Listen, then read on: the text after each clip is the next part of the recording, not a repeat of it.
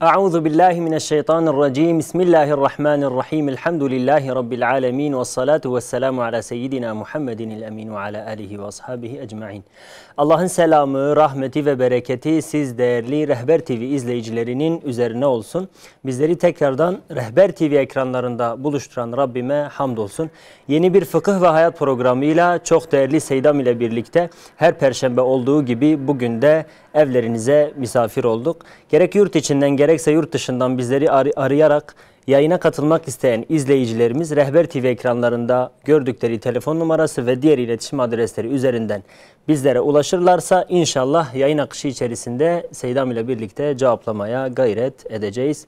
Rabbimden muvaffakiyet diliyorum. Kıymetli Seydam, öncelikle hoş geldiniz. Nasılsınız? Hoş bulduk. Allah razı olsun. Elhamdülillah iyiyiz, iyilik isteriz. Allah hepimize iyilik versin. Ecmaîn. Müsaadenizle ilk sorumuzu alalım isterseniz. Buyurun. Şöyle bir soru yöneltildi Seydam. Adet geciktirici ilaç kullanıp kesik kesik leke gören kadın adetli sayılır mı? Euzu billahi mineşşeytanirracim. Bismillahirrahmanirrahim. Elhamdülillahi rabbil alamin ve salatu vesselamu ala seyyidina Muhammedin ve ala alihi ve sahbihi ecmaîn. Rabbi şrah li sadri ve yessir li emri. Vahlul ukdeten min lisani yefkahu kavli. Evet, adet geciktirici ilaç kullanan bir kadın eğer kesik kesik lekeler görürse, o lekelerin gelme süresi eğer 24 saati bulursa bu hayızlı sayılır. Çünkü o lekeler de ya adettendir. Ama eğer 24 saatten az ise, yani o gelen toplam zaman, o süre eğer 24 saati bulmazsa bu adet değildir. Adet sayılmaz, hastalık sayılır. Yani bu şekilde muamele edecek, yani o şekilde hesabını yapacaktır. Evet. Peki Seydam, galiba ilk telefon bağlantımız hazır. Müsaadenizle bağlanalım. Evet. Ankara'ya bağlanıyoruz. Buyurun, hoş geldiniz yayınımıza. Bağlantımız hazır mı acaba? Evet hocam. Evet, buyurun, şu an canlı yayındasınız. Sizleri dinliyorum. Buyurun. Selamünaleyküm. Aleykümselam ve rahmetullahi ve berekatuhu. Buyurun. Bir hocaya bir soru soracaktım da. Tabii tabii.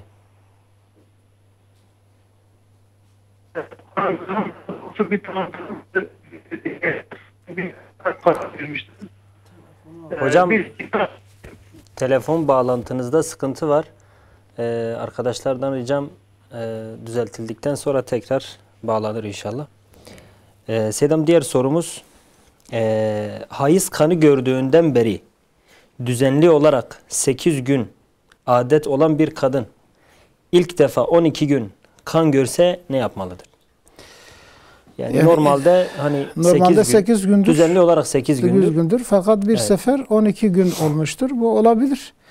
Yani 15 günü bulmadıktan sonra bu da yani yine hayız sayılır. Çünkü hayızın en çoğu Şafii mezhebine göre 15 gündür. Dolayısıyla bu 15 günü bulmadığı müddetçe o yine şey sayılır, yani hayız sayılır. Çünkü bazı nedenlerden dolayı o adetin değişme imkanı vardır, yani mümkündür. Evet. Peki Seydam. Yine başka bir sorumuz. Malatya'dan mı? Tamam. Malatya'ya bağlanalım şimdi. Galiba başka bir telefonumuz hazır. Buyurun, hoş geldiniz yayınımıza. Selamünaleyküm kardeş. Aleykümselam ve rahmetullahi ve berekatuhu. İyisiniz inşallah. Allah razı olsun. Teşekkür ediyoruz. Sağ olun. Hocama bir sorum olacaktı ya. Buyurun. Şimdi biz bir ev alacağız. Evet. 340 bin lira paramız çıktı. 160 bin lira eksimiz var. Biz Katırım Bankası'na müracaat ettik.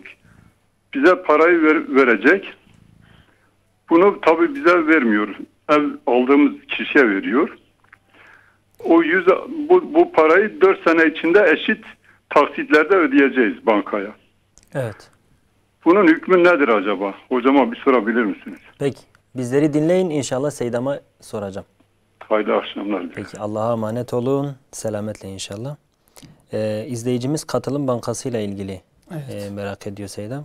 Katılım Bankası'na müracaat etmiş eksik olan paraları için. Yani ev alacaklar. Zaten soru malumunuz. Buyurun Seydam. Evet, yani bu konuda asri ulema cevaz vermiştir. Yani Katılım Bankası'ndan bu şekilde ev almak, yani tabii artık yani miktar ne kadar olursa fark etmez. Yani isterse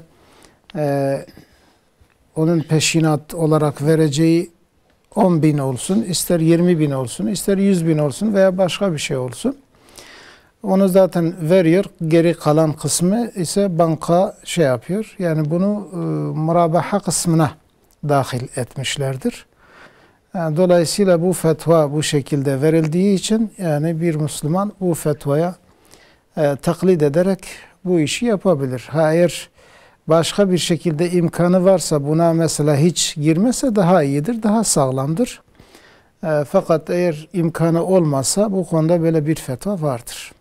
Yani istediği zaman bu fetvayı taklit ederek o evi alabilir. Peki Seydam. 2 telefonumuz daha var. Balıkesir'e uzanalım öncelikle. Buyurun. Hoş geldiniz yayınımıza. Hoş bulduk. Buyurun.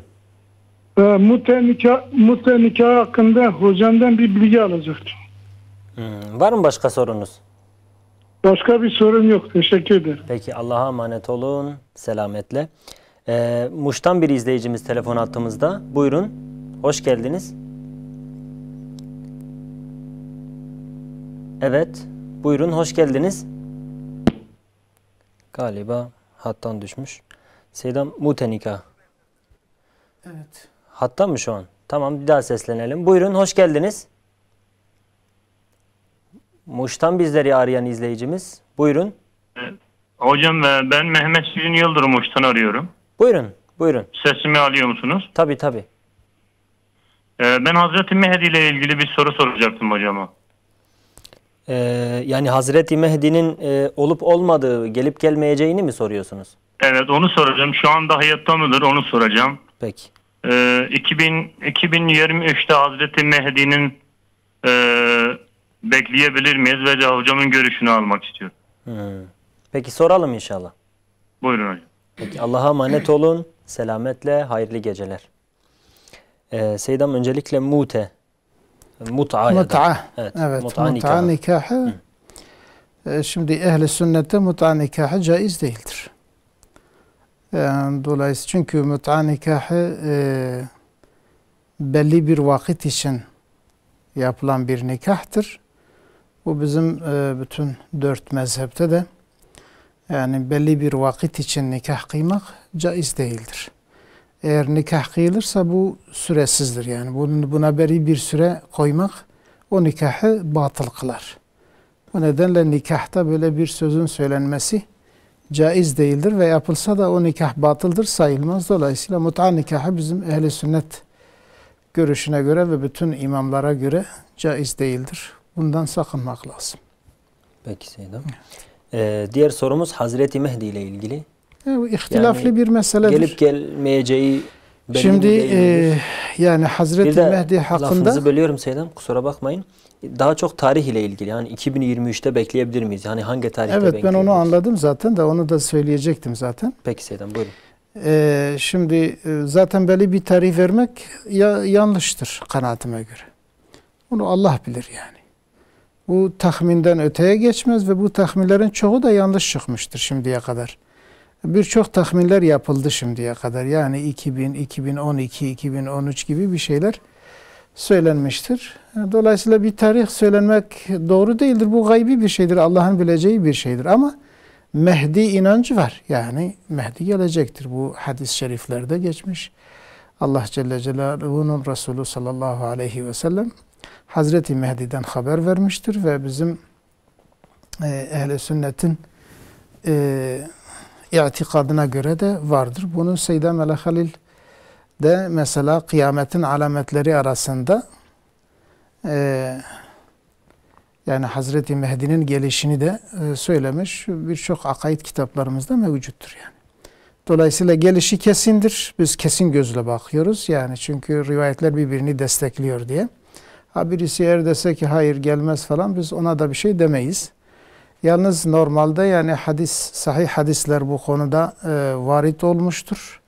Onun geleceğini biz biliyoruz, inanıyoruz. Fakat ne zaman gelecek veyahut nasıl bir vasıfla gelecek o konuda değişik görüşler, ihtilaflar vardır. Biz oraya girmeyiz. Peki Seydam. 2 telefonumuz daha var. Batman'a bağlanıyoruz. Buyurun. Öncelikle Evet. televizyonunuzun sesini kısarsanız. Aleyküm. Aleyküm selam ve rahmetullah. Buyurun. Hoca bir sorum olacaktı da. Evet.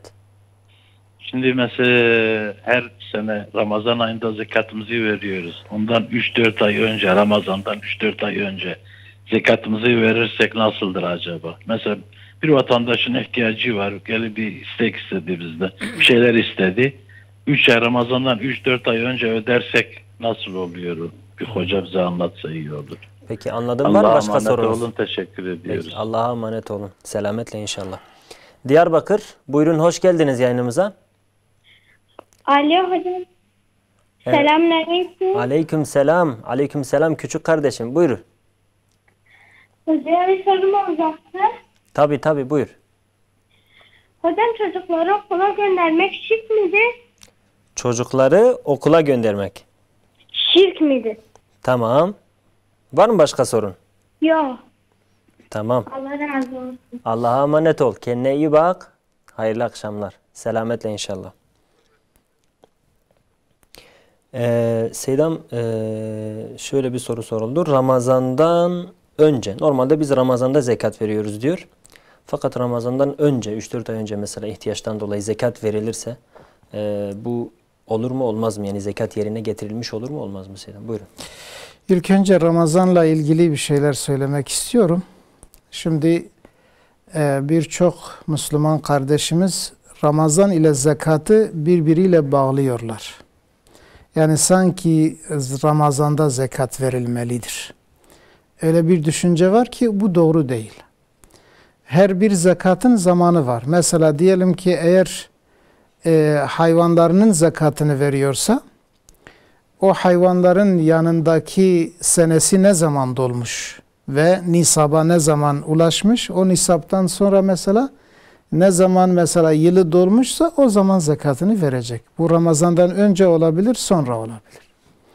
Aynı şekilde ticaretinin zekatını eğer veriyorsa ticarete başladığı gün, diyelim ki 1 Ocak ise gelecek sene 1 Ocak'ta zekatını verecek. Daha doğrusu biz 1 Ocak dedik, aslında zekatın senesi miladi yıla göre değildir. Hicri hilale göredir. Yani Arabi aylara göre yıl yapılır. Mesela diyelim ki 1 Muharrem'de eğer ticarete başlamışsa gelecek yıl 1 Muharrem'de zekatını vermek zorundadır. Ramazan'ı bekleyemez yani. İşte bunu söyledikten sonra eğer Ramazan'da olmuşsa, mesela her yıl Ramazan'da vermiş, bir nevi yılı o zaman dolmuş ise yılı dolmadan önce zekat verebilir. Yani vermek caizdir. Verebilir. Yani onu daha zamanı gelmeden 1-2 ay önce, 3 ay, 4 ay önce verse verebilir. Zekattan sayabilir. Yalnız şu var. Şayet vereceği zekat eğer zamanı geldiğinde kıymetten düşmüş ise onu tamamlaması da gerekir. Mesela diyelim ki şimdi veriyor mesela ticaretinden veriyor 100 lira veriyor. Onun zekatı 100 liradır. Fakat zamanı geldiğinde normalde o nisaba göre 105 lira vermesi gerekiyorsa o 5 lirayı da vermesi gerekir. Yani o verdiği zaman diyelim ki hesap ediyor zekat 100 liradır. Ama zamanı gelince 105 lira olmuşsa o zaman o 5 lirayı da vermesi gerekir. Bunu da eğer bilirse, yani bunu ihmal etmezse sıkıntı olmaz. Yani zamanından önce zekatını verebilir. Peki Seydam. 2 bağlantımız daha var. Mardin'e bağlanıyoruz. Buyurun. Mardin, hoş geldiniz. Hoş bulduk. Hayırlı akşamlar. Sağ olun, teşekkürler. Sizlere de. Buyurun. Seydam'a şöyle bir soru soracağım. Şimdi çek kırdırmayla alakalı. Mesela bir tane arabam var. Ben o arabamı sattım ve çek aldım. Şimdi çekin süresi 2 ay sonradır, örnek veriyorum. Şimdi başkasına bu çeki mesela diyelim o çekin bedelinden 1000 lira aşağıya ben paramı nakite çevirmek istiyorum bu şekilde. Bu halal midir değil midir? Yani çek kırdırma. Mesela arabamı satmışım kendisine, bana çek vermiş. 2 ay sonra o paramı alacağıma bir şey, yani bu banka değil. Mesela başka bir şahsa çekimi veriyorum ama şey yapıyorum. Orada benden bir miktar para kesiyor ve o şekilde bana nakit ihtiyacım olduğundan dolayı nakite çeviriyorum o parayı. Evet. Evet, teşekkür ederim inşallah. Peki, anlaşıldı. Allah'a emanet olun. Soralım inşallah. Bursa'ya bağlanıyoruz. Selamünaleyküm. Aleykümselam ve rahmetullah. Allah razı olsun. Hayırlı akşamlar. Sizden de Hocam inşallah. benim bir sorum var da 2 tane sorum var gerçi.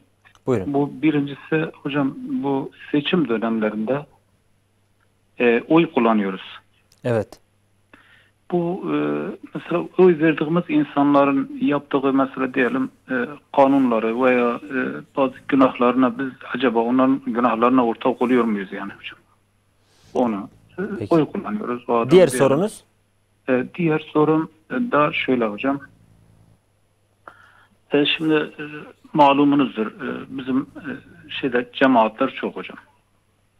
Evet. Biz bir cemaate gittiğin zaman o cemaatten değilsen sana böyle bir sıcak bir iş karşılamıyor.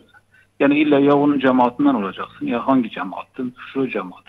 Bu cemaatler yani çoğalması yani Müslümanlar adına hayır mıdır? Onu da bir şey yapalım. Çünkü bazen böyle bakıyorsun, bazı cemaatlerde öyle var ki Allah ve Resul'ün ismi anılmadığı kadar o cemaatin liderinin ismi anılıyor sürekli. Evet. Abi ben bunu bir sormak istedim. Allah razı olsun sizden. Hayırlı akşamlar hocam. Peki, soralım inşallah. Allah'a emanet olun. Selametle. Seydam, çek kırdırma. Caiz midir değil midir? Kardeşimiz arabasını satmış. Normalde çekin süresi 2 ay sonradır. Fakat kendisi bu çeki kırdırıp 1000 lira daha düşüğe kırdıracak işte. Yani çekini nakit paraya çevirmek Aynen. istiyor. Aynen. Bu Bunu caiz yapınca da tabii ki düşürmek yani zorundadır. Evet. Şimdi bu çek kırdırma faizdir. Faize girer. Yani bu çünkü çekte paradır bir nevi, ona yani peşin para yani veriyor ona. Mesela diyelim ki hani 100 çekin değeri orada yazılan mesela 100.000'dir. Bu mesela 1000 lira veya 2000 lira kırdırıp şey yapıyor. Yani orada 98 veya 99 bini alıyor. Bir nevi o adamdan o parayı alıp ona 100'ü verecek. O çekin karşılığı, o para onundur yani. Onu 2 ay sonra onu verecek. Yani bir nevi gitmiş bir kişiden para almış ve 2 ay sonra o paraya karşılık 1000-2000 lira daha fazla para veriyor yani. Dolayısıyla bu direkt faize girdiği için bu caiz değildir.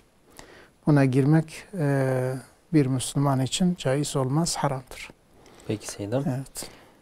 Diğer sorularımız, kardeşimiz şöyle bir soru sordu. Oy verdiğimiz kişinin günahlarından mesul müyüz? Birisine, bir partiye, bir kişiye neyse oy vermişiz.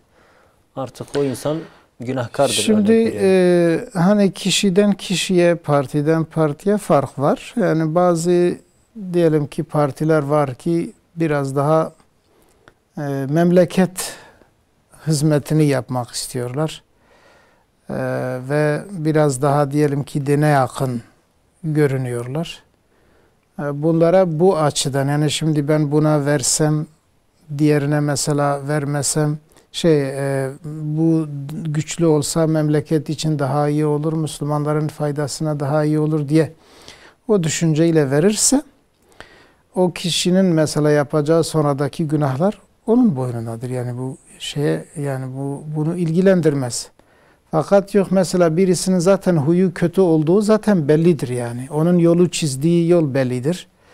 Eğer bu şekilde mesela ona verirse zaten o ona ortaktır yani. Çünkü onu benimsediği için oraya vermiştir. İşte mesela bundan dolayıdır. Yine de yani mümkün mertebe bu tür şeylere karşı çok dikkatli olmak lazım. Yani böyle herkese oy vermek zorunda değil insan yani. Seçimini çok net yapması lazım. Müslümanlar için daha çok faydalı olan kimdir? Daha çok millete, İslam'a, memlekete hizmet kim edecek? Bunu çok böyle güzel bir şekilde seçip ona göre vermesi gerekir. Yani burada tabii ki dikkat etmezse o mesuliyet vardır az çok yani. Evet. Peki Seyyidem.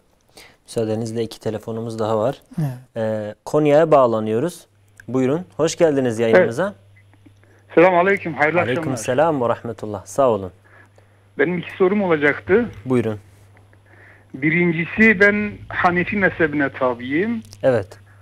Ellerimizi bağlıyoruz iftitah tekbirinden sonra. Malikiler de bırakıyor. Ben de ara sıra bıraksam caiz midir değil midir? Birincisi bu. Tamam. Diğer İkinci sorun. sorum da bu ulus bayraklarını camiye asıyorlar. Mesela diyelim ki bu TC bayrağını adam getirip minareye asıyor. Bunun hükmü ne? O camide namaz kılınır mı? İmamın arkasından namaz kılınır mı? Peki soralım inşallah. Tamam, Allah'a teşekkür emanet ederim. olun. Selametle inşallah. Diyarbakır. Diyarbakır'dan da bir izleyicimiz hattımızda. Buyurun. Selamünaleyküm hocam. Allah'a. Evet buyurun. Selamünaleyküm hocam. Aleyküm selam ve rahmetullahi ve berekatuhu. Hayırlı yayınlar diliyorum. Sağ olun. Teşekkürler. Hocam ben Kur'an-ı Kerim'i okuyorum. Evet. Geçen gün bir yani Kur'an-ı Kerim güzel okuyan bir abimizin yanında okudum. Evet. Bana dedi işte sen eksik kelime okuyorsun. Evet. Eksik kelime okuyorsun bana dedi. Bunun için ne yapmam lazım acaba hocam? Bize ne tavsiye eder? Yani ben iyi okuduğumu biliyordum. Tecvidli, Evet. sesim de güzeldir makamda falan. Evet.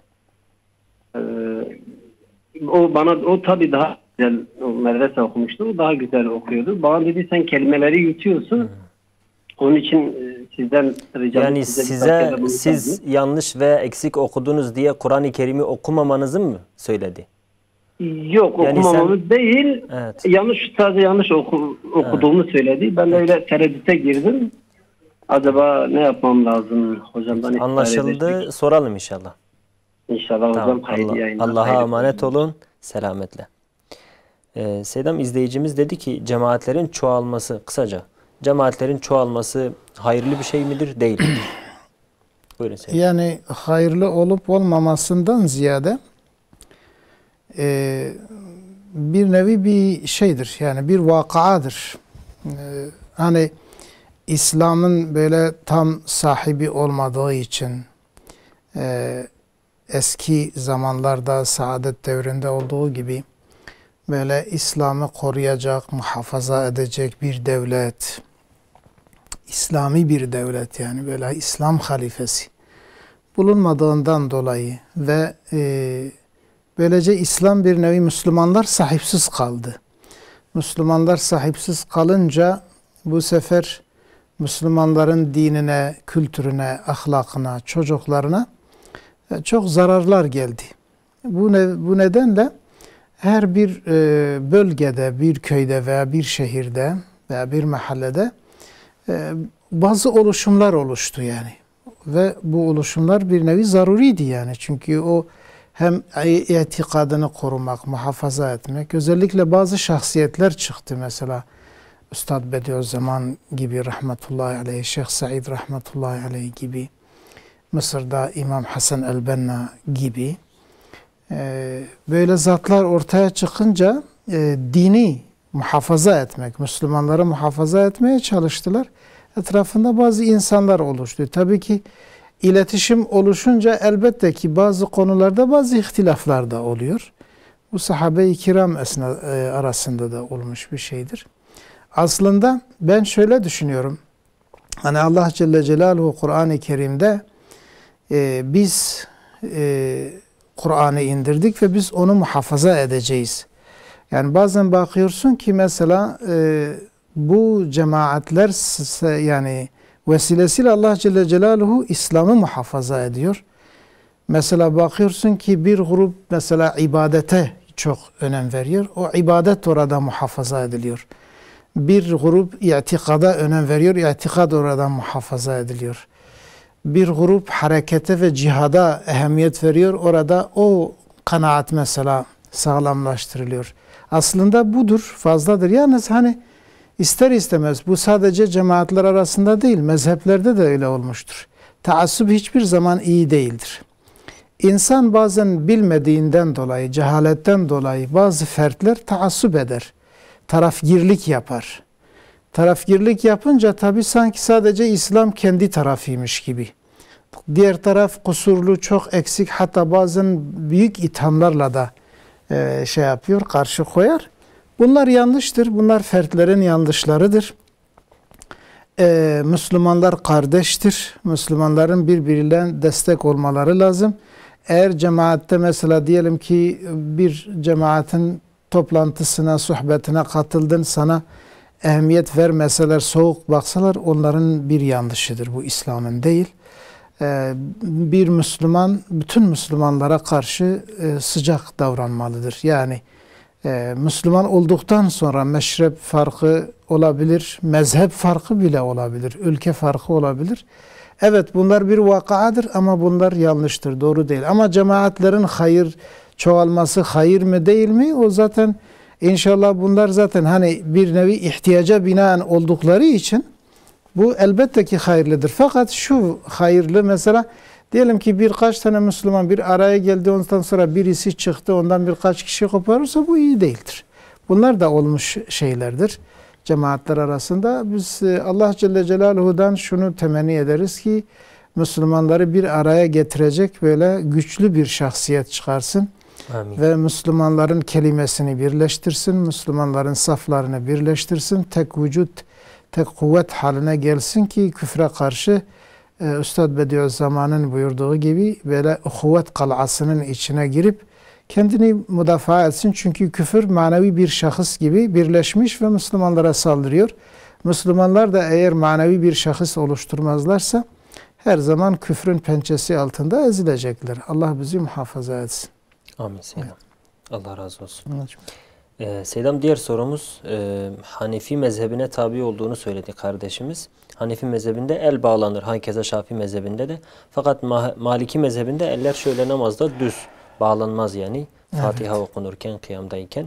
Evet. Diyor ki ben de bazen Maliki mezhebini taklit ederek örneğin elimi bıraksam bir sıkıntı Elini olur mu, bırakması yani namazına zarar vermez. Yani o şekilde, yani çünkü farzlarda zaten bazı naslarda bütün mezhepler hemen hemen aynıdır. Bazı böyle teferruat şeylerde bazı heyet dediğimiz, mesela bu Şafii mezhebine buna heyet diyoruz. Yani elin bağlanması heyettir. İstersen hiç bağlamaz. Yalnız bağlamak daha iyidir.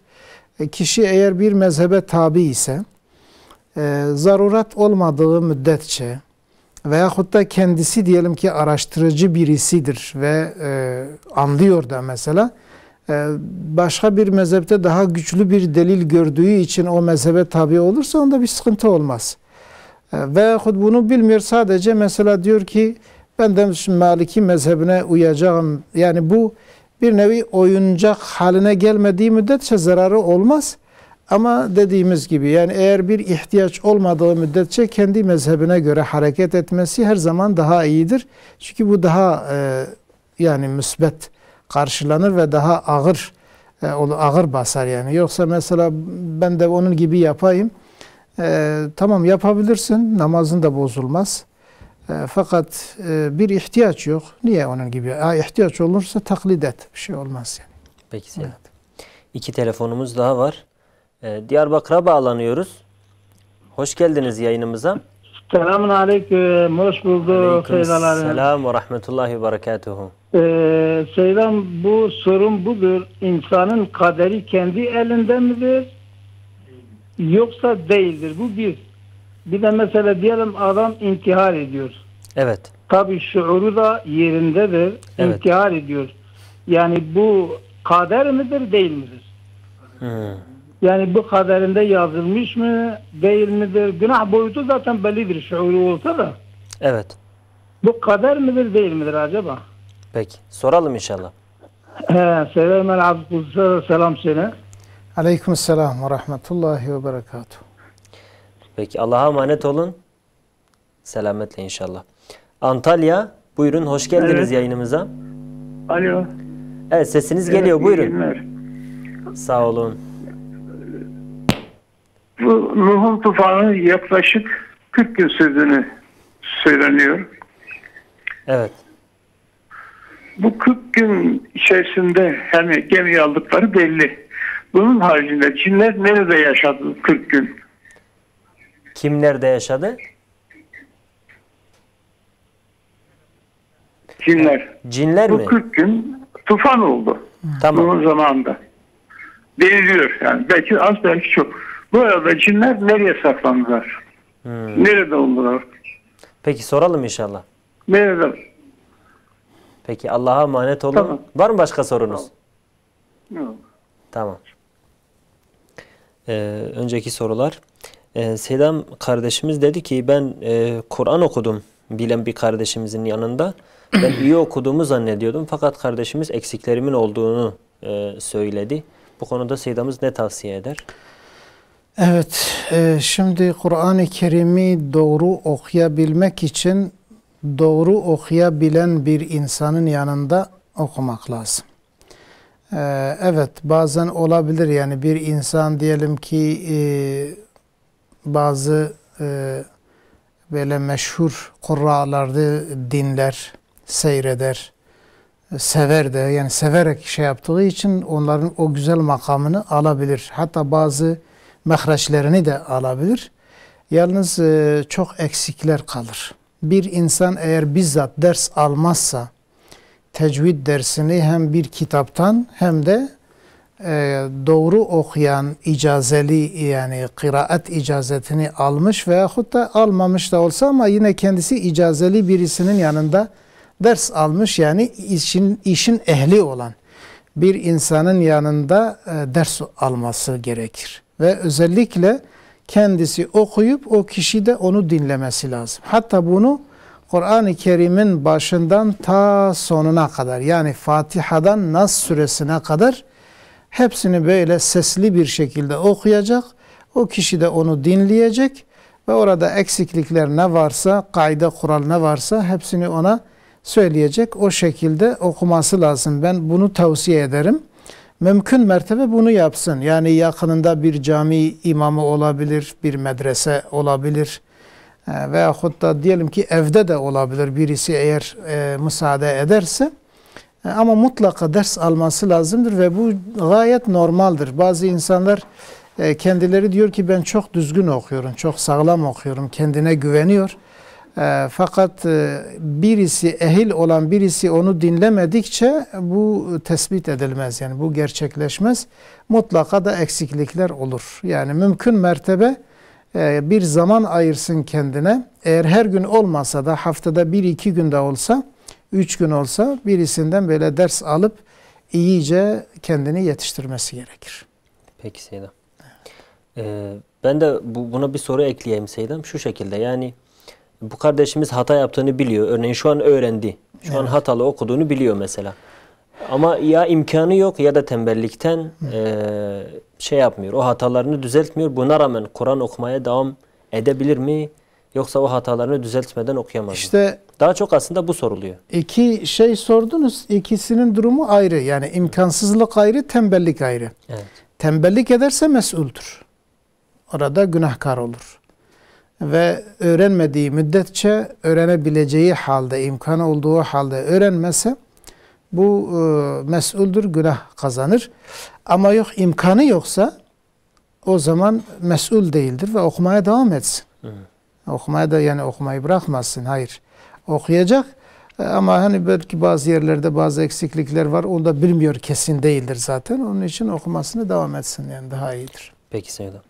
Kardeşimiz 2 soru sordu. Ben ikisini de birleştireyim Seydam. İnsanın kendi kaderini yani kendi kaderi elinde midir dedi. Bir de şuurlu bir Müslümanın intihar etmesi. Şuurlu bir şekilde daha doğrusu.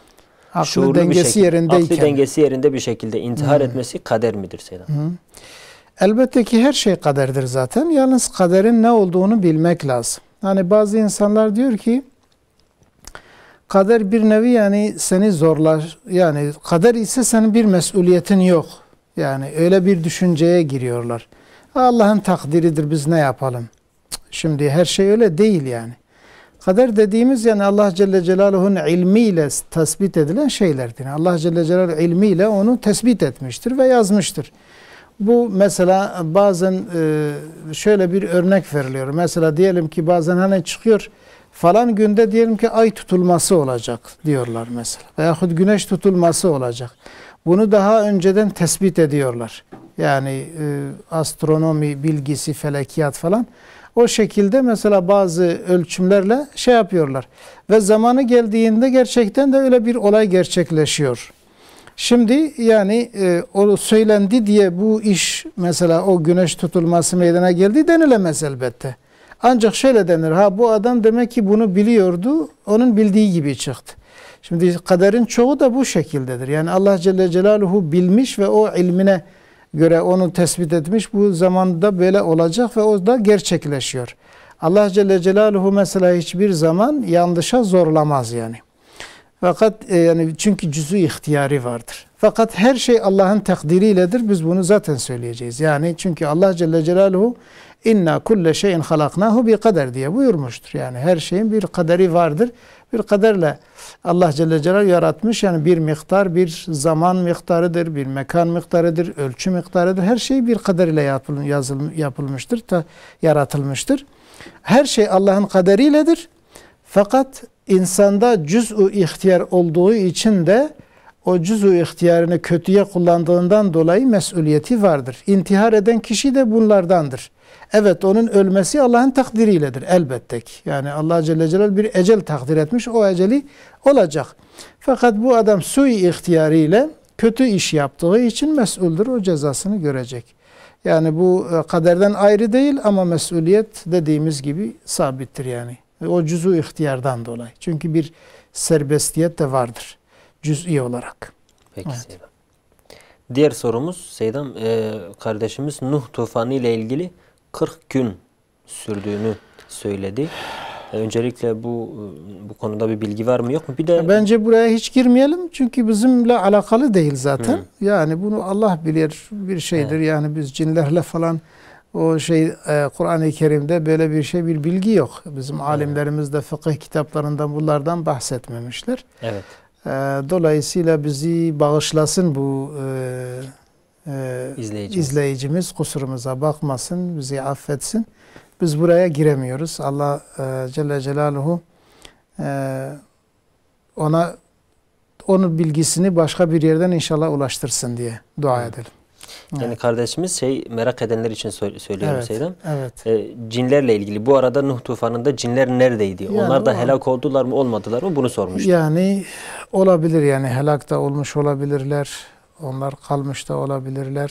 Yani net bir bilgiye sahip yok, değiliz. O konuda bir bilgimiz yok. Peki Seydam. Evet. Telefonumuz var mı acaba? Telefonumuz Elazığ'dan evet. 2 telefonumuz var Seydam bu arada. Elazığ'dan bir izleyicimiz telefon hattımızda. Selamünaleyküm. Aleykümselam ve rahmetullah. Ben kocama sorum şu. Evet buyurun. Diyelim ki doktora gittiğimizde yaşlığa bağlı ve başka nedenlerle yüzde bir şey varsa doktor onu ameliyatla düzeltmek isterse bu bir vebal olur mu? Açıkçası ben sorunuzu net işitemedim. Tekrar etseniz. Diyelim ki mesela doktora gittiğinizde doktor yüzde estetik olarak bir şey yapmak istese ve yaşlığa bağlı veya başka nedenler oluşmuş bir şey gidermek istese buna bir vebal var mıdır? Yani yanlış olur mu bu? Peki Seydam'ıza soralım inşallah. Allah razı olsun. Peki Allah'a emanet olun. Var mı başka sorunuz? Teşekkür ederim. Peki. Sağ olun, Allah'a emanet. Sağ olun sizlerden de inşallah. Bir izleyicimiz daha var. Buyurun. Evet buyurun. Alo. Sesiniz geliyor. Buyurun. Tamam. Hocama 2 tane sorum var. Buyurun. Bir bu hayvanların suni aşılamasını soracağım ki uygun mu? Bir de bu koronadan sonra Zöhre-i Ahira'yla sünneti bizim bu bölgede kaldırdılar. Bu doğru mu? Biz 50 senedir biliriz. Ben 70 yaşında adam. Evet.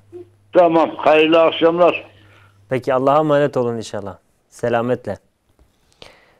Seydam izleyicimiz şunu sormuştu. Estetik ile ilgili. Evet. Estetik hani caiz midir değil midir? Doktora gittik. Doktor dedi ki şuranı estetik edelim. Artık hangi sebepten ötürüyse genel olarak tabi izleyicimiz yaşlılığı da sordu. Yaşlılık mesela kendini biraz daha genç göstermek için. Aynen. Caiz Evet. midir bu Seyyidam? Şimdi estetik kısmı eğer tedaviye giriyorsa, mesela diyelim ki burunda bir eğrilik var. Bu da mesela arkadaşlar arasında belki bir utangaçlığa sebebiyet veriyor. Yani utanıyor, sıkılıyor. Veyahut da artık yüzün herhangi bir bölgesinde veyahut görünen bir azanın herhangi bir bölgesinde böyle açık bir çirkinlik vardır.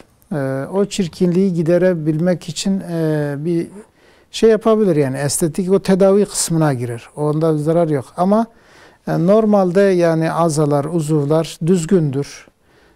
Yaratılış itibariyle herhangi bir eksiklik yok. Fakat mesela diyelim ki burun biraz büyüktür, biraz küçülteyim.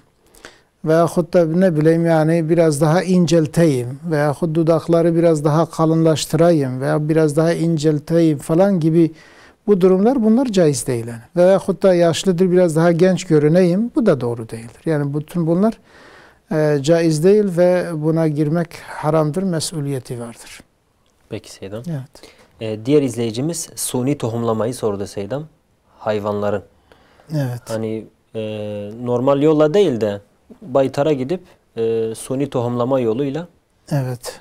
Hayvanların aşılanması. Bu Caiz da midir? herhangi bir sakınca yok yani. Caizdir burada. Çünkü eğer haram bir şey oraya girmiyorsa sakınca yoktur. Yani bunu daha çok şeyle ilgili soruyorlar Seyyidam. Hani bundan ücret alınması. Normalde hani birisi kendi hayvanını diğer hayvana şey yapması için, aşılaması için Para alamaz. Para istese caiz midir, değil midir? Yok, o caiz değil. Ama bu suni tohumlada daha çok bu soruluyor sanki. Yani o eğer o da mesela bir hayvandan alınmış ve dolayısıyla o şekilde eğer yapıyorsa bu da o men'a girer yani. O da caiz değildir. Ama şu var, şimdi baytar dediğimiz mesela ücretle zaten iş yapıyor. O işi gereği bunu yapıyorsa bunu bir sanat haline getirmiş. Yani hem tedavidir hem de bu da vardır. O da o işe girdiği için onun karşılığında, o yaptığı işlem karşılığında değil ki o şey karşısında, o su karşılığında, ama yaptığı işlem karşılığında böyle bir ücret almasına bir beis yok yani, bir sakınca olmaz. Peki Seyyidam. Bir telefonumuz var. Diyarbakır'dan bir izleyicimiz telefon hattımızda. Buyurun. Hayırlı akşamlar. Selamun aleyküm. Sağ olun. Teşekkürler. Buyurun. Hocama bir soru sormak istiyorum. Tabii. Hocam bu şeylerin hakkında bize bir açıklık getirse. Sorunuzu tekrar edebilir misiniz? Şehirler var. Mesela bu Güneydoğu'da bir sürü şehirler var. Şeyhlik. Tamam. Soralım inşallah. Şehirler hakkında mesela bize bir açıklık getirse, mesela nasıl, mesela müritleri var bir sürü. Evet. Mesela kadın erkek ikişerdir bazılarının. Bazı erkeklerin bir şeyi var mesela bir. Peki soralım inşallah. Rahmet etsin. Sorunuz Örnek diyorum. Bunları anlaşıldı. nasıl bize bir açıklık getirse, rahmet getirebilir mi bir? Peki soralım inşallah. Var mı başka sorunuz? Yok, Allah'a emanet olun. Tamam. Sizler de Allah'a emanet olun. Selametle. Şimdi de İstanbul'a bağlanıyoruz. Evet, buyurun. Alo, selamünaleyküm. Aleykümselam ve rahmetullah. Buyurun. Buyurun hocam. Hoş geldiniz. İyi yayınlar olsun. Sağ olun. Teşekkürler. Buyurun. Ya şimdi namazı falan, dini vecibeleri mümkün olduğunca yapmaya çalışıyorum ama süreklilik çoğu zaman olmuyor. Yani bu konuda ne yapmamız lazım? Örnek veriyorum. 5 ay, 6 ay falan kılabiliyorum. Ondan sonra aralık olabiliyor. Yani insan devam edemiyor. Bununla ilgili ondan sonra tavsiye ne olabilir? Bir de herhangi bir hayırlı niyetten alakalı örnek veriyorum. Rızık açılması, evlenme falan gibi. Özellikle bir dua mı okumalı? Yoksa duayı okurken genel mi Rabbime yalvarmalı? Bu konuda bir bilgi rica edecektim sizlerden. Peki soralım inşallah. Rabbim yardımcınız olsun inşallah. Allahu Teala sizlere hep hayır isabet etsin. Allah'a emanet olun. Hayırlı geceler. Seydam izleyicimiz dedi ki özellikle korona dönemiyle birlikte Zühre ahir yani öğle namazı kaldırıldı birçok camide. Yani sadece cuma namazı kılındı. Ama da bizim bu bölgede hani cuma namazıyla birlikte öğle namazı da kılınıyor ya. Evet. Peki bu ne yapmalıyız? Diyor ki ben 70 yaşındayım, sürekli kılıyorum. Artık kılınmıyor. Hı hı. Yani ben kılmıyorum diye bir nevi günahkar oluyor muyum? Ne yapmam lazım? Şimdi zuhri ahir zaten ferdi kılınıyor. Yani bu zuhri ahir tabiri Hanefi mezhebine aittir. Zaten cuma namazı yani cemaatle farz olan ve tek başına kılınmayan namaz cuma namazıdır. Cuma namazı cemaatle kılındıktan sonra o istediği zaman eve gidip orada zuhri ahirini kılabilir yani. Orada kimse ona sen kılamazsın diye demez. Ha şimdi alışmış mesela diyelim ki öğle namazı da camide mesela diyelim ki cemaatle kılınıyordu veyahut da camide kılıyorlardı bunu. Kılmadan önce çıkmıyorlardı. Yani bunu mesela bu farz bir şey değil. İlle de camide kılmak zorunda değilsin ve ille de cemaatle kılmak zorunda değilsin. Dolayısıyla bu cuma namazını cemaatle kıldıktan sonra dağıldıktan sonra eve gelir. Evde o zuhri ahirini de kılar ve nafilelerini de sünnetlerini de bütün şeylerini kılabilir. Hatta daha iyi olur. Çünkü Peygamber Efendimiz Aleyhisselatü Vesselam yani evlerinizi kabir haline getirmeyin. Yani evlerinizde de namaz kılın ve özellikle sünnetler evde kılınsa belki daha iyi olur. Ama farz namaz tabi cemaatle olabileceği için ve camide kılındığından dolayı o camide tabii ki daha faziletlidir. Diğerlerini evde kılabilir bu değerli izleyicimiz. Mesaj yoluyla ilettiğiniz sorulara inşallah cevap vermeye gayret edeceğiz. Seydam izleyicimiz şeyhlik ile ilgili soru sormuştu. Yani var mıdır, yok mudur? Bugünkü tasarrufları nasıldır? Buyurun Seydam. Tasavvuf tabii ki var olan bir şeydir elbette ki İslam'da. Yani tarikat hakikattir diye yani. Tarikat şeriatın kendisidir. Mesela tarikat yol demektir. Tasavvuf da yani bir insanın kendi ahlakını düzeltmesi, safi yani böyle arındırması kötülüklerden, güzel ahlak sahibi olması, İslami ahlak sahibi olması için çaba sarf etmesidir. Tabi bunu bir mürşid yoluyla yapmak. Bu da tabii ki Peygamber Efendimiz örneğinden alınmış. Yani Peygamber Efendimiz nasıl ki aleyhissalatu vesselam sahabe-i kirama yol göstermiş. Bu her zaman bir yol gösterici ihtiyaç vardır. Bu tabii ki bu gayet tabii bir şeydir. Her zaman bir mürşide ihtiyaç var. Hakiki bir mürşide ihtiyaç vardır. Tarikatlar da zaten bir ihtiyaca binaen çıkmış. İnsanlar mesela kötü ahlaka, dünyevileşmeye, dünyaya meyletmeye başladıktan sonra artık İslam uleması bunu gidermek için, düzeltmek için bir yola başvurmuşlar. Bu şekilde yani tarikat ve tasavvuf ortaya çıkmış. Fakat hani günümüzde sadece tarikat değil yani birçok istismar olduğu gibi tasavvuf konusunda da bazıları bunu istismar etmişler. Yani kötü emellerine alet etmişlerdir. Kimisi bunu dünyayı mesela parayı biriktirmek, zenginleşmek için bunu bir alet haline getirmiş olabilir. Eğer zaten bunu daha hakkında zamandan çok eski zamanlarda bile bazı büyük zatlara sormuşlar. Yani kerametlerden bahsetmişler. Hatta yani oradaki tarikat büyükleri şöyle demişler. Demişler yani kerametlere de fazla bakmayın. Kişinin İslam'a göre şeriat yolu üzerine gidip gitmediğine bir bakın. Eğer bir insan böyle tam istikameti takip ediyorsa yani furuzata farz olan şeylere dikkat ediyorsa, haramlardan sakınıyorsa, hatta sünnetlere, nafilelere dikkat ediyorsa, hatta mekruh şeylerden uzak duruyorsa, hatta hilaf-ı evla yani evlanın muhalifi, daha iyinin muhalefetini de yapıyorsa, yani yapmıyorsa bunlara da dikkat ediyorsa o gerçek mürşidir, ona uyun yani. Yoksa mesela bazen olur ki bazı insanlar sihir vesilesiyle de keramet gibi bazı şeyleri gösteriyor ki insanları kandırıyor. O önemli değildir. Onun için günümüzde de mesela bazı insanlar var, böyle bazı insanları kaldırıyor, cahil insanları, avam insanları kandırıyorlar. Özellikle zikir şeyiyle, zikir bahanesiyle kadın erkek iç içe giriyorlar ve yüksek sesle bir şeyler yapıyorlar. Bu İslam'a aykırı bir şeydir yani.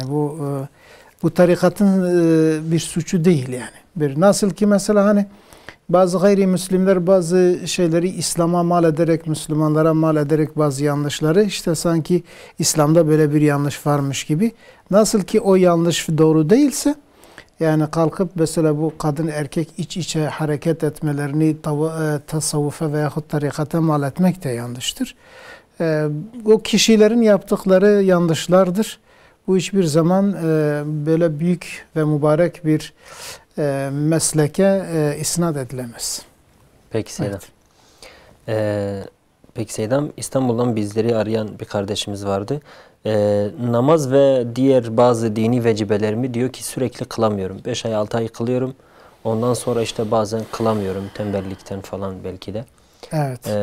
Bu gibi durumlarda Seydam kardeşimize kısaca ne tavsiyelerde bulunursunuz? Yani bunu mesela ancak şu şekilde tavsiye edebilirim. Eğer yapabiliyorsa böyle ilim meclislerine veyahut İslam ehli, dinini seven kişilerle arkadaşlık etmesi, onların toplumlarına dahil olması, onların sohbetlerine katılması, mümkünse İslami kitap mesela ibadet konusunu teşvik eden İhya-i Ulumuddin türü yani ahlaki kitapları okuması, ibadeti teşvik eden kitaplar okuması, bu tür şeyleri mesela eğer okursa o okumak insanı zinde tutar, ayakta tutar ve yine iyi arkadaş insanı iyi tarafa sürükler. Ama ortam kötüyse, arkadaşlar kötüyse, onun üzerinde de biraz tembellik varsa bu insan elbette ki mesela şey yapar yani ibadetlerini aksar.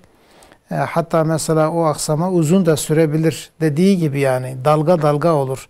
Bir dalga diyelim ki birisinin bir tane büyük bir adamın güzel sözünü işitir. O onu bir ay idare eder. Ondan sonra tekrar tembelliği üzerine çöker ve 2 ay 3 ay bu sefer aksar. Ama yok eğer iyilerle arkadaş olursa özellikle böyle İslami bir camiayı tanıyıp onlara katılırsa, onlarla beraber hareket ederse ve bu konudaki kitaplar da okursa inşallah zinde olur. Tabii ki burada duaların da etkisi vardır. Biz de dua ederiz Allah Celle Celaluhu bu kardeşimize istikameti nasip etsin. İbadetler üzerinde sabretmesini nasip etsin. Azim, karar nasip etsin. Fakat bundan ziyade kendisi de hem dua eder hem de bu fiili işlemleri de duaları da yapması gerekir. Peki Seydam. Diğer sorusu, bu da son soru. Ondan sonra WhatsApp sorularına hemen geçeceğiz inşallah. Rızkın açılması için veya evlenme için Seydam, çok kısa bir şekilde Seydam, özel olarak bir dua var mıdır? Yoksa ne yapmak gerekiyor? Kısaca Seydam. Yani bu konuda tabii ki biraz yani özel Allah Celle Celaluhu'dan ister yani dua eder. Duaların inşallah faydası vardır yani. O dua eder tabii rızık bir taksimattır. Allah Celle Celaluhu'nun yaptığı bir taksimattır. Olabilir Allah Celle bazı insanların rızkını daraltmış, bazılarınkini genişletmiş. Bu ayet-i kerimede mevcuttur. Fakat bununla birlikte hani özellikle Allah Celle Celaluhu şöyle bir ayet-i kerime le in şekertum le ezidennekum. Allah'a şükrederseniz nimetimi artırırım. Şükür de şudur, bunu bilmek lazım. Şükür Allah'ım sana şükür olsun değil.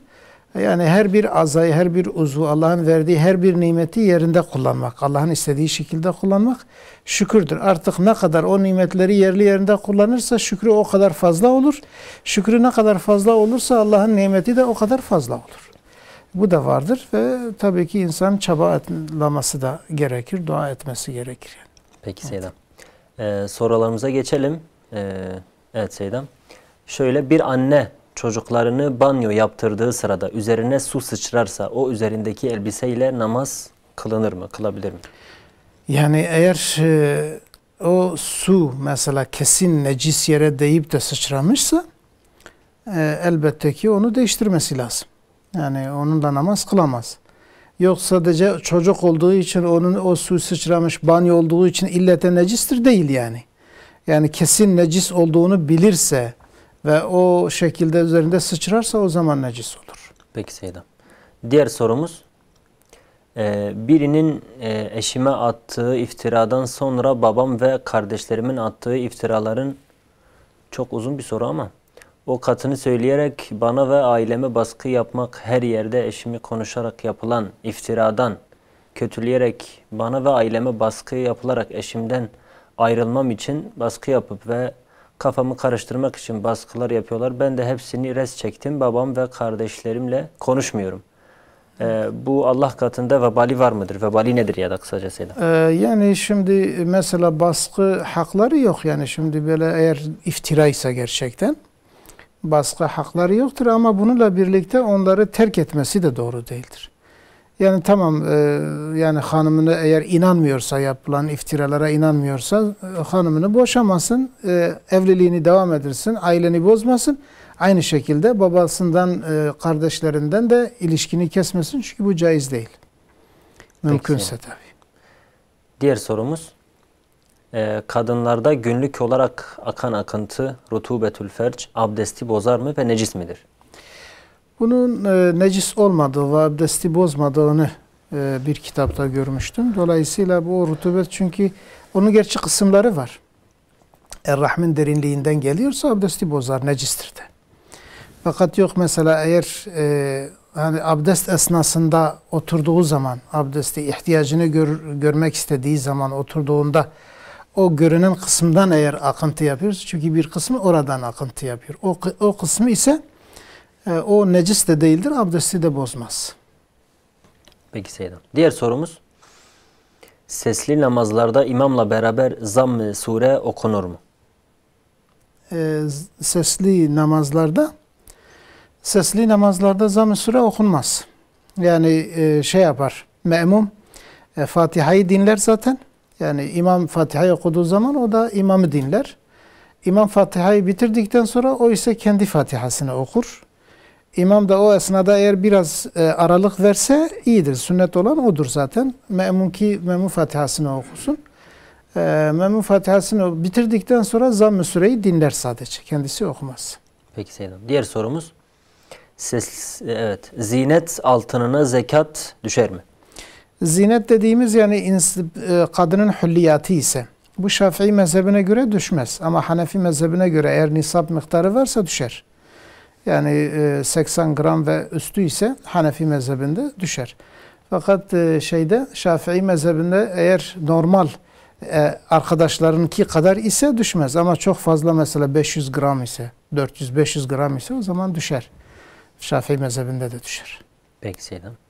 Diğer sorumuz, cem-i takdim ve cem-i tehir hakkında bilgi verebilir misiniz? Kısaca Seyyidem. Cem-i takdim demek yani iki tane namazı ilk namaz vaktinde birleştirmek. Mesela ikindi ile öğleyi öğle vaktinde kılmaktır. Bu ve tehir ise ikinci namaz zamanında. Bunlar zaten cem-i takdim ve cem-i tehir öğle ve ikindi arasında olur. Bir de akşam ve yatsı namazları arasında olur ve bu sefer esnasında olur. Seferde eğer kasır müddeti kadar varsa, yani en az 90 kilometre kadar varsa ve daha üstü ise o zaman bu cem-i takdim, cem-i tehir yapılabilir. Bir de mesela eğer sadece namazda yağmur yağdığı zaman bu camiye gidenler için, camide kılabilmek için bu da sadece cem-i takdim yapılabilir, tehir değil. İlk namaz vaktinde ikisi kılınabilir. Çünkü bu yani camide cemaatle namaz kılabilmek için bu da caiz kılınmıştır. Bir de şu var, mesela cem-i takdim yapıldığı zaman namazın içinde, yani birinci namazın niyet ile selamı arasında o takdimi yapma niyeti yapması lazım. Yani ben ikindiyi de diyelim ki öğle vaktinde kılacağım diye kendi içinden geçirmesi. Dil ile değil. Dil ile söylese namaz bozulur. O şekilde yapar ve bir de cem-i takdimde iki namaz arasında aralık bırakmaması lazım. Ve ilk namazı kılmak zorunludur. İkinci namazı sonra kılacak. Cem-i tehirde bunlar şart değildir. Yani hem aralık verebilir hem de namazların yerlerini de değiştirebilir. Her ne kadar ilk namazı kılması daha evla ise de ama yerlerini de değiştirebilir. Peki Seyyidem. Diğer sorumuz, İslam'da kadına şiddetin hükmü nedir Seyyid? Şimdi şiddetin sebebi ve dozu var. Mesela ayet-i kerimede diyor ki eğer kadınınız nüşuz ederse, yani sizi dinlemezse hafiften dövün diyor. Ama günümüzdeki mesela İslam düşmanları bunu şiddet saymışlar. Hatta mesela ufak bir tokatı belki yıllarca erkeği hapiste bırakmak gibi bir şeyleri var. Yani bu ben bu terim, yani benim hoşuma gitmez. Yani kadına karşı şiddet böyle bir terim, İslami bir terim değildir. Gayrimüslimlerin ortaya attığı ve bununla da birçok Müslüman erkeği mağdur ettikleri bir şeydir. Tabii ki mesela hani şiddet dedikleri zulüm hiçbir zaman kabul edilmez. Yani haksız yere kadını dövmesi veyahut da döverken şiddetli hani darbe mubarrah dedikleri böyle yara açacak şekilde vurması mesela, bunlar kabul edilmez elbette. Yani bu şiddet, yani şiddetin yeri, zamanı ve miktarı önemlidir. Onu tabii geniş bir şekilde açıklamak lazım. Peki Seyyidam. Diğer sorumuz, babasının maddi durumu iyi olmayan talebe kız öğrenciye zekat verilebilir mi? Babasının durumu iyi değil, bir kız öğrenci var Seyyidam. Babasının durumu iyi değil. Evet. Biz bu kız öğrenciye evet. Zekat verebilir miyiz? Eğer mesela babasına ulaştırmak zor ise ve o öğrencinin de ihtiyaçları varsa verilebilir. Ama yok, eğer babasına ulaştırmak kolay ise o zaman babasına verilir, babası da ona yardım eder. Peki Seyyidam. Diğer sorumuz, bankaya bırakılan mehir altınlara zekat düşer mi?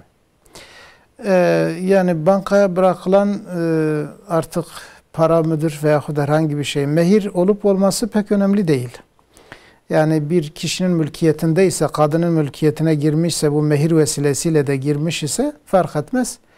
Eğer nisap miktarı varsa zekat düşer. O şekilde zekatı vermesi lazım. Yok, eğer oraya bankaya bıraktığı kendi zinet eşyasıdır, sırf çalınmasın diye, çalınma korkusuyla oraya bırakmıştır. Geçici olarak oraya bırakmışsa ve fazla da değilse Şafii mezhebine göre zekat düşmez. Ama Hanefi mezhebine göre yine eğer nisap miktarı varsa düşer. Peki Seyyidam. Diğer sorumuz, bir erkek olarak söylüyorum, 4 çocuğum var, daha da olmasını istiyorum. Ancak eşim onlarla ilgilenmediğimi öne sürerek istememe hakkı var mıdır? Eşimin o çocukları Eşinin hakkı yoktur. Önemli olan erkektir. Burada erkek zaten çocuk sahibi olmak için evlenir ve evlilikteki hikmet de budur. Eğer o mesela ilgilenmiyor derken, o ilgilenme eğer terbiyeleriyle ilgilenmiyor ve çocuklar tabii ki mesela başkalarının eline geçiyor ve dinlerinden soğuyor, dine karşı bazı mesela ters itikatları oluyorsa, o konuda mesela onun iddiası diyelim ki haklı olabilir. Ama sırf yok sen onlarla ilgilenmiyorsun, bir nevi hepsi benim şeyimde, ben onlarla ilgileniyorum demesinin bir etkisi yoktur. Peki Seyyidam. Diğer sorumuz, kadının meslek sahibi olması veya çalışması caiz midir? Eğer erkeklerle, yani eğer mahremiyetini koruyacaksa, iffetini muhafaza edecekse, fitneye sebebiyet vermeyecekse caizdir. Peki Seyyidam. Diğer sorumuz, 22 gün orucum vardı, kazasını tuttum, üstünden 2 sene geçti ve daha kefaretini çıkarmamışım. Kefaret ne kadar ödemeliyim para olarak? Her bir gün için bir kişinin doyacağı kadar para verse, mesela diyelim ki her bir gün için, bir yıl için en az 15 lira veya 20 lira vermesi gerekir. Eğer bu 2 yıl olmuşsa o 2'ye katlanır. Diyelim ki her bir gün için 15 ise bu sefer 30 veya 40 lira vermesi gerekir. O fidye, yani o orucun kefareti. Fakat şu var, yani eğer kazasını tutmuşsa o kefaret katlanmaz. Ama kazasını tutmamışsa tutuncaya kadar, yıllarına kadar geçerse o kefaret katlanır. Peki Seyyidam. Diğer sorumuz, bayanlar çorapsız namaz kılabilir mi? Bayanlar çorapsız namaz kılamaz. Yani Şafii mezhebinde zaten haramdır, o avrettir.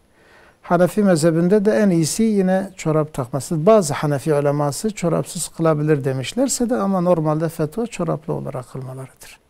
Peki Seyyidam. Diğer sorumuz, bayanların vücudundaki tüyleri alması caiz midir? Görünmeyen yerler ve evli kadın için caizdir. Eğer onun kocası izin vermişse. Tabii yine bunu alan kişi eğer mesela hani kadınların da kadınlara karşı hani avret yerleri var. Mesela diz ile göbek arası kadınlara karşı da haramdır. Orayı almaları caiz değil. Kesinlikle bu kadın da bunu alamaz. Fakat diğer bölümler mesela erkeğin izni varsa ve yapacak birisi kadın ise ve başkaları görmeyecek, yani namahrem erkek görmeyecekse o zaman sakınca yok. Ama tabii bu yüz için değil. Yüzdeki tüyler çok fazla ise, çirkinleştiriyorsa onu alabilir yine şeyin izniyle, kocasının izniyle. Fakat izni olmasa bu yine caiz olmaz. Peki Seydam. Diğer sorumuz. Bankaya kira vermiş iş yeri satılıktır. Başka biri o mülkü almak istiyor. Caiz midir? Bankaya? Bankaya kira vermiş işi. Kendi iş yeri var herhalde. Bankaya kiraya verilmiş. Soruyu düzeltelim. Evet. İş yeri satılıktır. Evet. Bankaya kiraya verilmiş iş yeri satılıktır. Başka biri o mülkü almak istiyor. Caiz midir Seydam? Yani almasında bir beis yok. Yalnız şu var. Mesela alıp da bankayı çıkaracaksa bir sakınca yok. Ama banka içinde kalacaksa o bankanın içinde kalması ayrı bir şeydir. Yani mülkiyet alınabilir tabii. O da bir sakınca yoktur. Peki diğer sorumuz. Bir kadın adetliyken tırnak kesebilir mi? Tırnak kesebilir. Yani bir kesmesinde herhangi bir sakınca yok. Diğer sorumuz. Evet, altınlarım vardı ama kaç senedir kayınım harcamış o altınlarını, zekatı var mı yok mu? Yani harcamışsa kendi eline geçmediği müddetçe vermek zorunda değil. Eğer o altınlar 80 gram ve daha fazlasıyla tabii ki zekat düşer. Ne zaman kendi eline geçerse o bütün yılların zekatını vermesi gerekir. Peki Seydam. Diğer sorumuz. Tabii sorular böyle anlık geldiği için bazen dil sürçmeleri olabilir. Affola.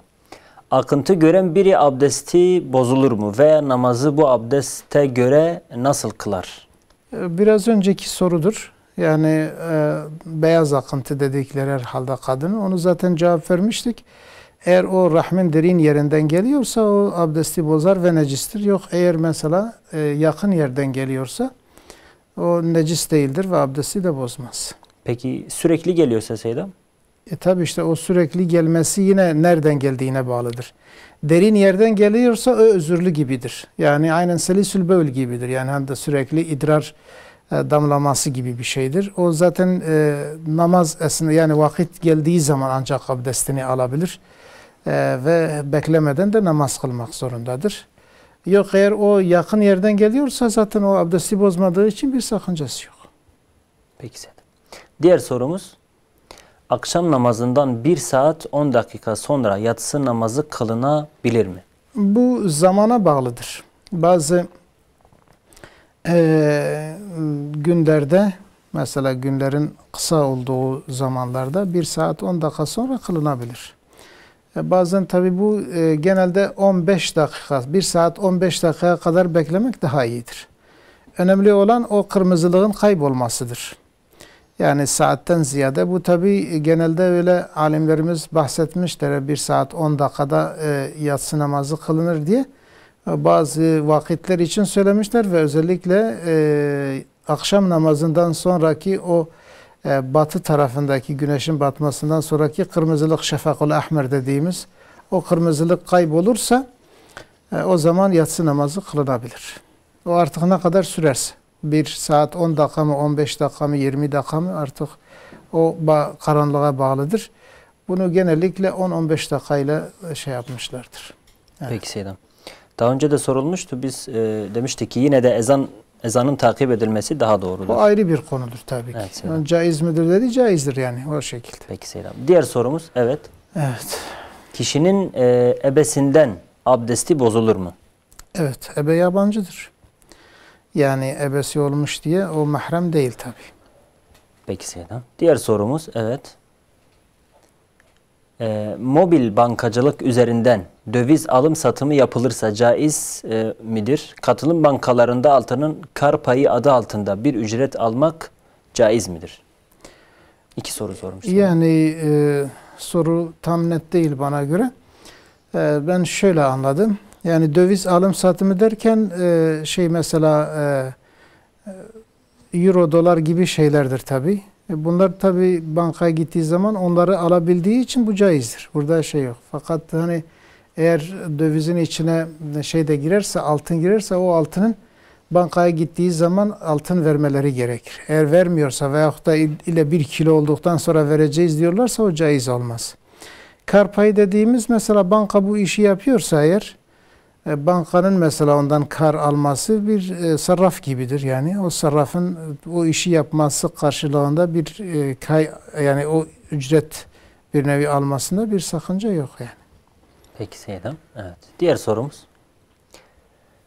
Şafii mezhebine göre ıstakoz veya midye yemek caiz midir? Şimdi Şafii mezhebinde deniz ürünleri, su ürünleri şu şekilde caizdir. Eğer sadece suda yaşıyorsa caizdir. Yok eğer mesela hem suda hem dışarıda eğer yaşayabiliyorsa o caiz değildir. Yani midyenin sadece suda yaşadığını biliyorum. İstakozu tam bilmiyorum. Eğer istakoz da sadece suda yaşıyorsa ve dışarı çıkarıldığı zaman ölüyorsa onu da yemek caizdir. Evet. Şafii mezhebi. Rabbim sizden razı olsun Seyyidem. Bu soruyla birlikte programımızın da sonuna geldik tabi. Allah cümlemizden razı olsun. Allah Sizden Celle Celaluhu inşallah. hepimizi kötülüklerden muhafaza buyursun. Bütün şeylerimizden, seyircilerimizden de dua istiyoruz. Onlar da bize dua etsin. Biz de onlara duacıyız. Bütün Müslümanlar. Allah Celle Celaluhu hepimizi kendi merhametiyle bağışlasın. Amin Seyyidem. Rabbim sizden de razı olsun inşallah. Evet değerli izleyiciler, bugün de bizlere ayrılan sürenin sonuna geldik. İnşallah haftaya tekrar aynı saatte buluşmak dileğiyle. Allah'a emanet olun. Esselamu Aleyküm ve Rahmetullahi ve Berekatuhu.